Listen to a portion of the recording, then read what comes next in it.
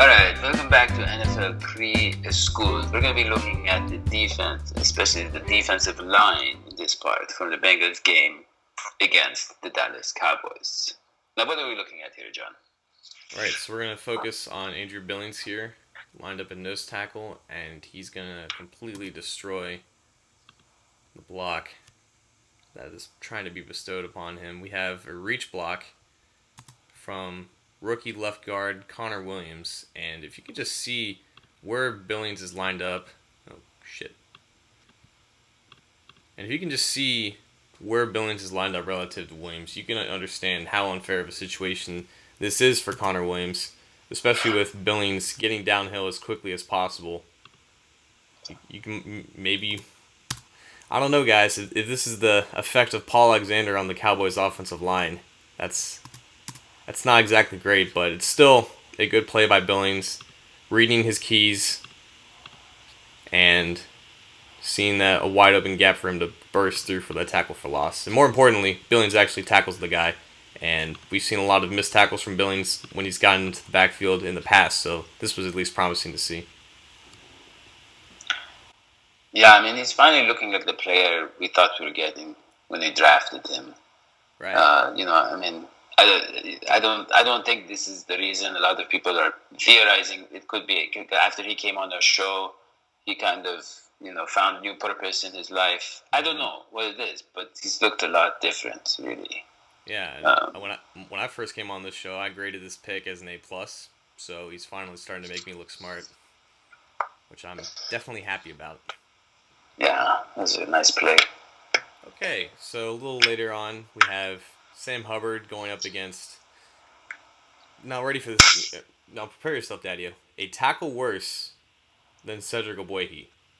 So Sam Hubbard's going to go up against Chaz Green here and make light work of him. Oh man, yeah, he got around that edge like in no time at all. Right. So Hubbard ran like a 4.8 at the combine, which isn't exactly fast, but you see that's 1, 2, 3, 4 steps up until he's at the top of the arc, slaps away that weak outside hand from Green, and then more importantly, he's at the top of the arc, and he has no trouble at all bending around, flattening around the edge, and more importantly than anything, he doesn't just go for the quarterback, no, he goes for the ball. And unfortunately, the Cowboys picked this up, but that's an impact play there from Hubbard. That's great awareness. Now look, John, in the beginning, it looks like with his right hand, is he trying to sell the inside move, maybe? Right, so... Because it looks like he fools him. Yeah, so Green has him mirrored up to this point, right? Yeah. But there is, as we see... But there is, as we see, an angle for him to reach around the edge, and that inside gap... He's already sold the outside rush too far for him to possibly maneuver back inside. So I think his whole plan of attack was to go outside, just that outside swipe and use his bend around the edge, because we know that's what he does well. We know that he's the kind of athlete that can do that. So I mean, the offensive tackle, just does not even get his hands on him. No, not at all. And Chaz Green doesn't normally do that to any defensive end in the first place, so it's a good litmus test for Sam Hubbard's competency as a pass rusher. I mean, do we really have to say anything about this? Yeah, I'm just blown away by a guy of his size doing these kind of things. Look at that. Look at this. He's about to lift this guy off his feet. He literally did lift this guy off his feet. He did. You're right. Yeah. And this is Cameron Fleming. This is a free agent tackle that Dallas signed from New England. A guy that some Bengals fans wanted to sign to play right tackle. And he's now the backup of Tyron Smith. But no offensive tackle has found a way to beat this shot put move from Lawson. And this is why it works so well. Because he sells the outside rush so well that he gets Fleming's shoulders to turn. And when his shoulders turn, the length between Lawson's arm and his inside shoulder decreases, which maximizes the length that Lawson can put into this move. You see, he's got his inside arm pinned right up against that shoulder, and he's got Fleming turned all the way around to face the outside rush. So now he's got him all off balance, and there's no way he can keep his feet at this point because Lawson is already under his pads, being 6'1", and Fleming's like 6'4". And that's just a lot of power that Lawson can generate off of that inside arm and from his legs to just burst through that. This is like, I can tell this is like artwork for you, John. Oh, this is poetry in motion. This is raw power, perfect technique, in an efficient manner. It's beautiful. So now we have some young defensive tackles getting work against the interior offensive line. We're going to see Glasgow swim around that edge, or swim around that guard on the outside gap. Now, typically, you want to see defensive tackles who aren't that good at rushing the passer. You want to see them try to cross their face eventually. And Glasgow hasn't really proven that he can do that yet, but he shows really strong hands here, really quick hands to just have that over move against the guard. And then he does a good job bending around the edge because, bend is not something just for edge rushers to maximize. It's also for guards who win on the outside and have to flatten around the corner. You see how his shoulders and his hips are turned to try to get around that edge. And we also see Chris Okoye, who took a lot of reps at nose tackle instead of Chris Baker, win with power and length here. Pushes that guy back. Eventually gets the quarterback hit. Nice. Yeah. If his hands are on the face mask, that would definitely be illegal. But no, that's a good pressure though. It looks like the guy gives up at the end too. Yeah. This is Jordan Willis' second sack of the day, but I think it was of higher quality because we see him string together a couple moves here at the same time against Fleming. We're going to see a stab with that inside arm, and that creates space for Willis to then chop down on that outside arm to win around the edge.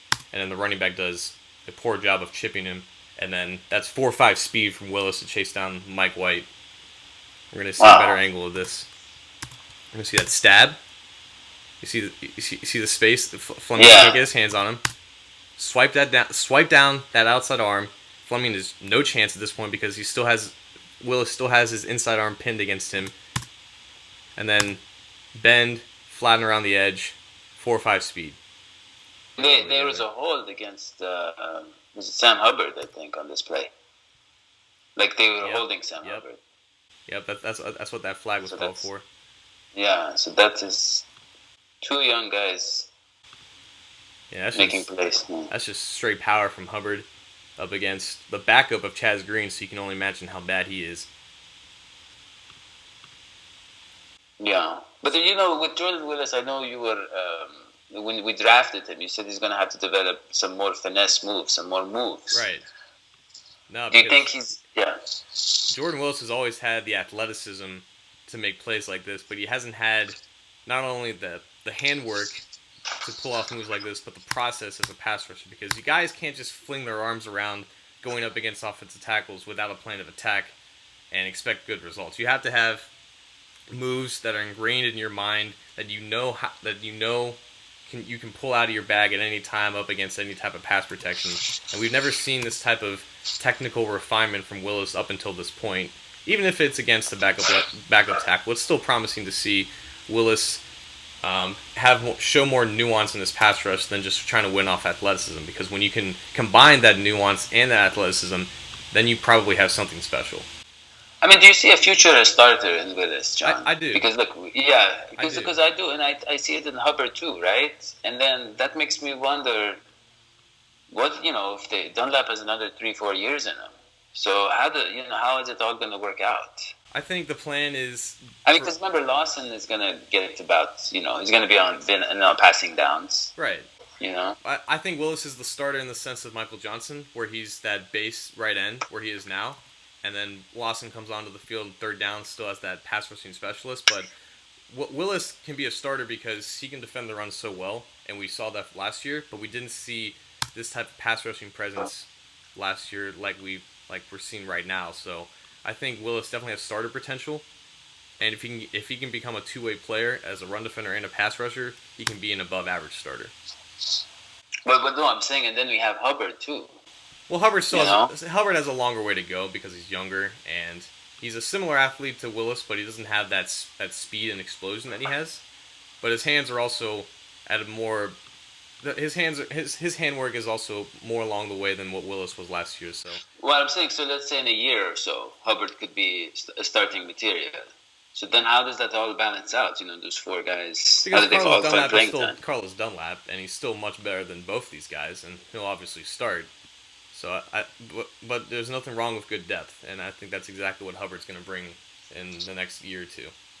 All right, well, that was a review of the defensive line. Thank you so much, John. We'll see you again after the Bengals play the Buffalo Bills in their third preseason game. That is the dress rehearsal, the most important game. Don't forget to subscribe and to leave a comment if you want to win a prize. Leave a comment either about me and Hoji or about Jeff Blake, Corey Dillon, or Carl Pickens.